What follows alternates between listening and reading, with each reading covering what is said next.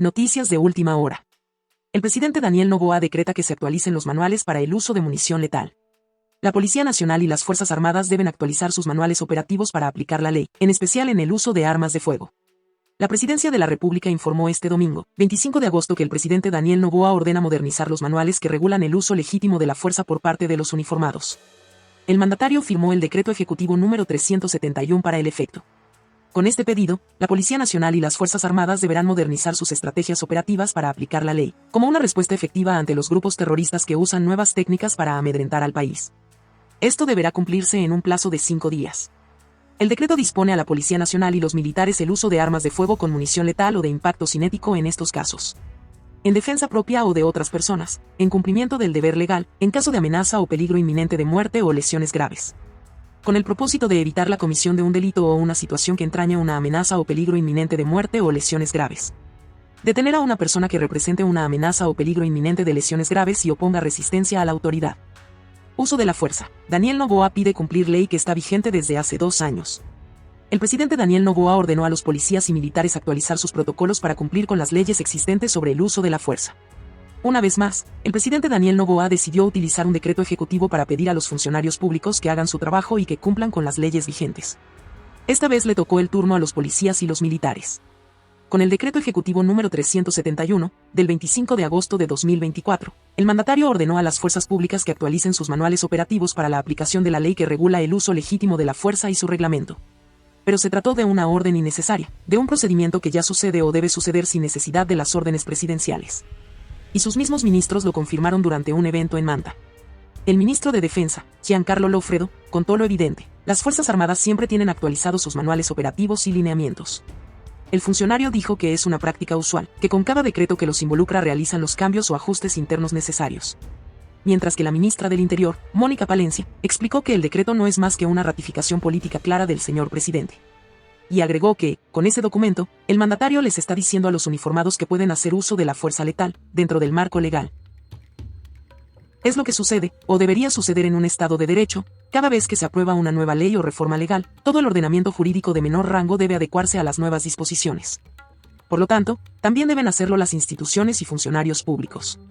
Precisamente, la ley que regula el uso legítimo de la fuerza está en vigencia desde hace 2 años. Fue publicada en el Registro Oficial en agosto de 2022. De todas formas, Palencia dijo que revisarán cuál es la situación actual, a nivel de delincuencia criminal, y vamos a tener indicadores claros sobre el cumplimiento del uso progresivo de la fuerza. Y, pese al tiempo de vigencia de las normas al respecto, insistió que el manual serviría para que todo policía sepa cuáles son las reglas claras. Aunque oficialmente la campaña presidencial empezará el 5 de enero de 2025, los 17 aspirantes a Carondelet ya buscan ir sumando simpatizantes y posibles votos. Entre ellos está el presidente Daniel Noboa y su gabinete lo respalda. Por eso, pese a que el decreto 371 no implica ningún cambio en la lucha contra el crimen organizado, ni en el trabajo de las fuerzas del orden, el ministro Loffredo llamó a los ciudadanos a no premiar con su voto a quienes obstaculizan el trabajo de las Fuerzas Armadas y la Policía Nacional. Y habló directamente de las próximas elecciones y dijo que tenemos la oportunidad de dar nuestro voto a quienes sean representantes de esa voluntad popular, refiriéndose al aumento de penas planteado por el primer mandatario en la consulta popular de abril. Tanto policías como militares pueden utilizar armas de fuego con munición letal o de impacto cinético, balas de goma, en 4 escenarios, pero solo en caso de que exista una amenaza o peligro inminente de muerte o lesiones graves. En defensa propia o de otras personas, en cumplimiento del deber legal. Además, entre otros temas, delimita el control dentro de las cárceles y el uso de animales en las fuerzas públicas. Uno de los conceptos que clarificó el reglamento es la materialización del acto ilícito. Es decir, cuando un uniformado puede empezar a hacer el uso legítimo de la fuerza. También establece un principio de precaución en las operaciones.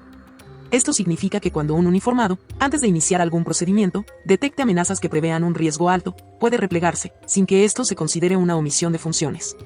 Antes de usar armas de fuego en un operativo, los uniformados deben identificarse y advertir que van a disparar. Salvo cuando esta advertencia suponga un riesgo de muerte o lesiones graves a terceras personas, ponga en riesgo a los agentes o sea inútil por las circunstancias. El reglamento faculta a policías y militares a portar y usar sus armas de fuego y municiones de dotación, fuera del horario de trabajo.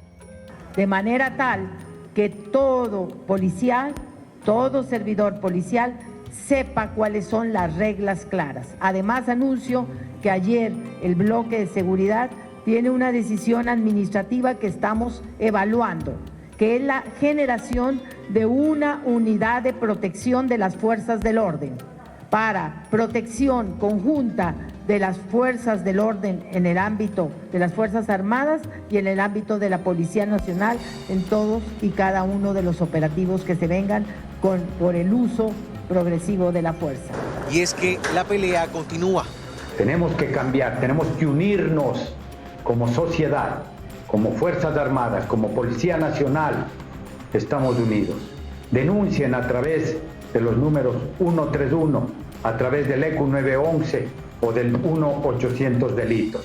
Juliano Salazar recupera su libertad este lunes en la audiencia de revisión de medidas cautelares. Un juez le levantó la prisión preventiva al joven que arrolló en defensa propia a los delincuentes que intentaron robar en Urdesa, en el norte de Guayaquil. Ahora deberá presentarse una vez por semana ante la justicia. Sus familiares realizaron varios plantones para exigir que se le permita defenderse fuera de la cárcel. El caso generó la atención nacional, incluso el pronunciamiento en apoyo por parte del presidente Daniel Noboa. Y este lunes el presidente de la República, Daniel Noboa, se refirió a los asambleístas que impulsan los juicios políticos contra los ministros que luchan por la seguridad del país.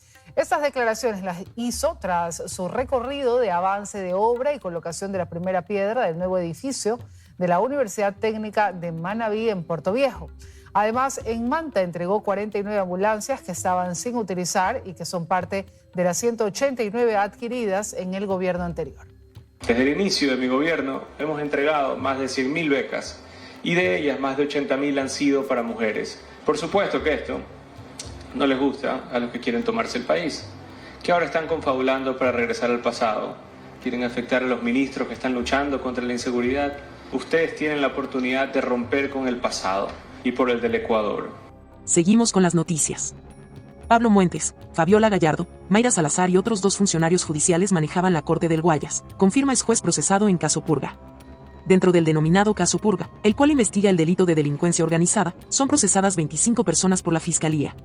El ex juez del Guayas, Ramos Alberto Lino, procesado en el caso Purga, en su testimonio anticipado aseguró, la tarde de este lunes, 26 de agosto, que el exasambleísta Pablo Muentes, Mercedes Villarreal, exdirectora del Consejo de la Judicatura en Guayas, Fabiola Gallardo, expresidenta de la Corte de Justicia del Guayas, Mayra Salazar, excomunicadora institucional de la Corte del Guayas, y Johan Marfetán, juez penal del Guayas, son las personas que manejaban la Corte del Guayas.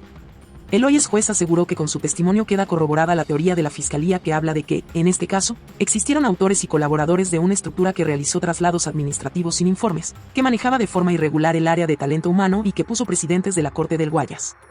Todos estos actos de corrupción que tanto daño han hecho a la administración de justicia y que han arrastrado a gente inocente, dijo el testigo, giró en torno a los deseos y necesidades en casos judiciales de Pablo Muentes, el entonces legislador del Partido Social Cristiano. Alberto Lino trató de deslindarse del proceso penal del que forma parte y aseguró que nunca tuvo la intención de, con su resolución judicial en el caso por falsificación de un documento privado, causar daño al Banco del Pacífico ni mucho menos a cambio de algo.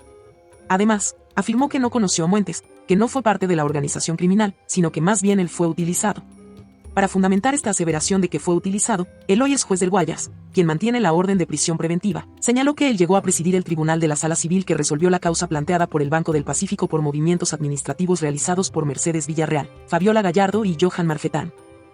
El lunes, 2 testigos protegidos dentro de la causa rindieron su testimonio anticipado. La primera, una abogada litigante que posteriormente pasó a ser directora de asesoría jurídica del Cuerpo de Ingenieros del Ejército, reveló ante el juez Javier de la Cadena cómo a raíz de la terminación de un contrato entre la empresa Obras Públicas Quito y el consorcio Repavimentación Quito, del cual formaba parte la institución, se generaron una serie de maniobras para obtener una respuesta favorable ante la justicia y evitar una sanción de 5 años sin firmar contratos con el Estado.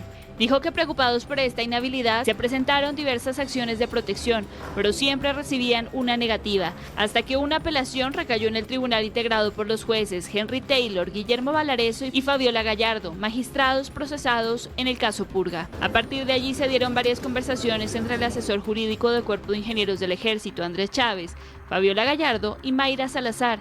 El 1 de noviembre de 2023 los jueces emitieron un fallo favorable. Reuniones, pero únicamente para dejar en claro la relevancia del Cuerpo de Ingenieros a nivel nacional. No es así, se está falseando la verdad. De acuerdo a la abogada, a cambio, Chávez se comprometió con la jueza Gallardo a realizar una remodelación en la Corte Provincial del Guayas. Por ello aseguró que realizó una transferencia a Mayra Salazar por $1.485. lo cual fue destinado para el pago de la mano de obra de la instalación del piso. Unos 8 días después existió la disposición del comandante del Cuerpo de Ingenieros del Ejército para entregar presentes a las personas que aportaron para que el Cuerpo de Ingenieros siguiera trabajando con normalidad.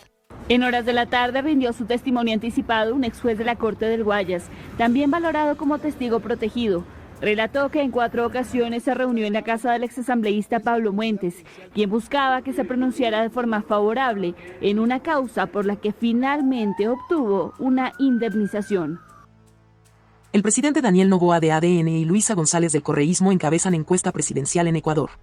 Una encuesta de la consultora Comunicaliza afirma que los precandidatos presidenciales Daniel Noboa, de ADN, y Luisa González de la RC, lideran la intención de voto en Ecuador. El actual presidente de Ecuador, Daniel Noboa, quien buscará la reelección en los comicios de 2025, y Luisa González, precandidata por el correísmo, lideran la encuesta de la firma Comunicaliza con miras a las elecciones de 2025, donde parcialmente hay un total de 17 binomios. Si bien, de momento, los precandidatos se encuentran en la etapa de aceptar sus postulaciones ante el Consejo Nacional Electoral, CNE, las primeras encuestas ya comenzaron a aparecer. Es así, que de los 17 precandidatos, Noboa lidera la intención de voto con el 32,4%. Le sigue González con el 25,4%, y en tercer lugar, el empresario y excandidato presidencial Jan Tapic, con 6,3%. Tapic, quien había dicho antes que no sería candidato presidencial, aceptó su precandidatura este 26 de agosto ante el CNE en Quito.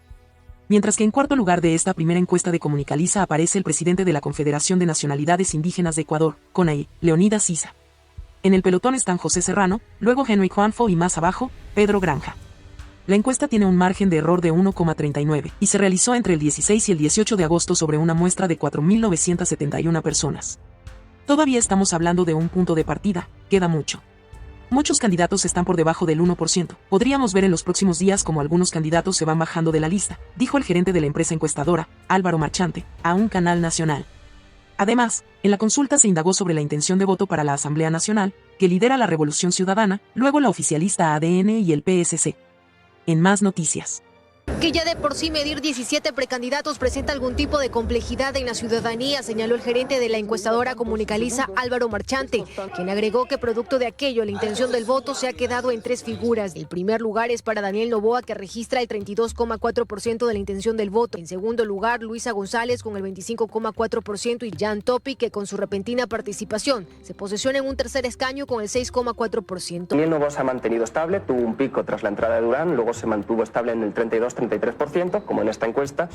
Luisa González ha ido pasando del 22 hasta el 25%, una subida de 5 puntos. Y esto pese a la entrada de todos los candidatos, porque en la última medición, si no me equivoco, teníamos 8 candidatos. Ahora son 17. En las mismas posiciones ubica el encuestador Estrategas a los 3 primeros lugares, donde por primera vez el correísmo no lidera la intención del voto. Daniel Noboa con el 32,48%, Luisa González con el 26,8% y Jan Tapic con el 7,6%. Dentro de este termómetro electoral, Marchante también detalla que a su vez en esta fase se ha reducido el voto nulo, blanco y el no lo sé. Y hablamos de niveles de 10 puntos de reducción de blancos, nulos e indecisos. Esto lo que nos quiere decir es que la entrada de candidatos no está afectando a los candidatos ya existentes, sino que está recolocando, es decir, gente no se sentía de alguna manera representada por los candidatos de ese momento y buscaron esta nueva opción saliendo de la indecisión. Lo que para el gerente de Comunicaliza también es un llamado de atención directo a aquellos 10 candidatos que hoy arrancan con menos del 1%. Y sobre todo lo que hacen es generar una papeleta electoral muy grande. Pero aquí vamos al huevo o la gallina, ¿no? Si la campaña les eleva o si tienen que llegar elevados antes de la campaña. En general, la variación de los 3 primeros lugares de las encuestas a criterio de Álvaro Marchante dependerá de decisiones o propuestas que giren sobre la aplicación de nuevas medidas relacionadas con el IVA, la eliminación de subsidios o cómo salir de la crisis de electricidad. El presidente de la Asamblea, Henry Kronfle, confirmó que bajo su delegación, el secretario general Alejandro Muñoz anunció que el legislativo no acatará una sentencia judicial sobre el tratamiento de 3 juicios políticos. Dijo además que fue un consenso entre bancadas.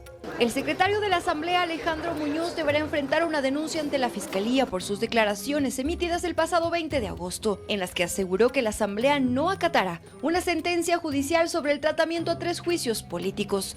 Este lunes, el presidente de la Asamblea, Henry Kronfle, durante una entrevista radial, aseguró que el pronunciamiento de Muñoz fue bajo su delegación y previo a consenso con las bancadas legislativas. Sí, claro, por supuesto, cuando se la delegué en función de lo que me pidieron las diferentes bancadas, que es que hagamos pública nuestra posición de que no íbamos a permitir por ningún motivo interferencia en la función legislativa. El secretario lo que ha hecho es ser vocero de las posiciones que después fueron ratificadas en sendos comunicados que son públicos por parte de las diferentes bancadas de la Asamblea Nacional, que conforman, como le digo, una amplia mayoría. Pero ¿cuáles son las funciones del secretario general de la Asamblea? Estas están contempladas en el artículo 20 de la Ley de la Función Legislativa y el numeral 21 establece claramente: cumplir las demás tareas que en el ámbito de sus competencias le asignen la presidenta o presidente, el Consejo de Administración Legislativa o resuelva el Pleno de la Asamblea Nacional. El asambleísta de ADN, antes Revolución Ciudadana, Javier Jurado, acusó al secretario de la Asamblea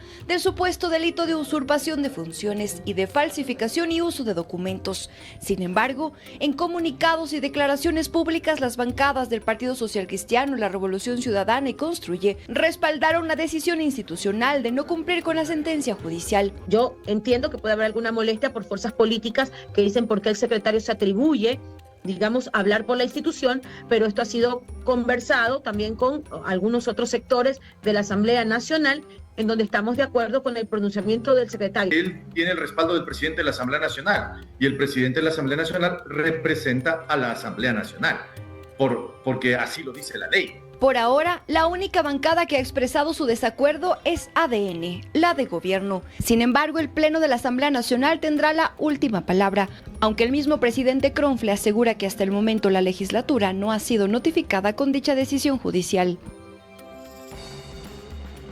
Corrientes inusuales del río Guayas han retrasado el inicio de operaciones de la barcaza turca de generación eléctrica. Debido a esto, el país todavía no puede contar con los 100 megavatios que proveerá esta embarcación.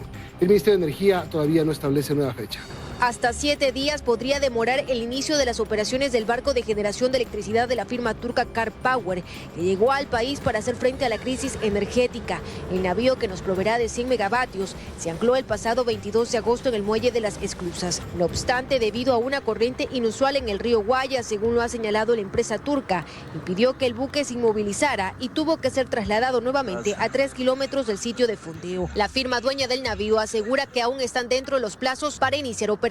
Según el contrato suscrito con Select EP, contemplaría una fecha límite hasta el 13 de septiembre, en tanto que las autoridades de la Corporación Eléctrica del Ecuador aún no se han pronunciado sobre este tema. Esto pese a que se dijo que este lunes 26 de agosto, la compañía Car Power Ship establecería un cronograma de trabajo. Actualmente, las labores tanto a bordo como en el sitio de fondeo continúan realizándose de manera interrumpida.